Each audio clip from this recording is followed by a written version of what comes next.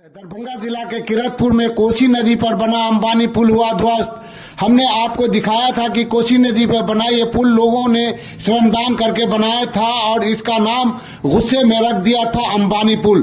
दरअसल ये अंबानी पुल बांस और बल्ले से बना एक चचरी पुल है। इस खबर का असर भी हुआ था और दरभंगा के जिलाधिकारी ने पुल निगम के अध्यक्ष को पुल बनाने के लिए चिट्ठी भी लिखी थी। आपको बताते चले कि इस इलाके के 30 से 35 हजार लोग इस पुल के टूट जाने से प्रभावित हुए हैं। इस पुल के पानी में बह जाने से जिस दर्द का एहसास इलाके के लोग कर रहे हैं, तो दूसरी तरफ कुछ लोग अपनी राजनीति सेकने से बाज नहीं आ रहे।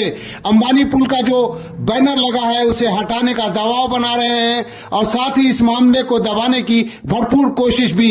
वैसे इलाके के लोग इस पुल की मरम्मती में लग चुके हैं ताकि आवागमन का एकमात्र चचरी पुल फिर जल्द से जल्द बनकर तैयार हो जाए और आवागमन शुरू हो जाए।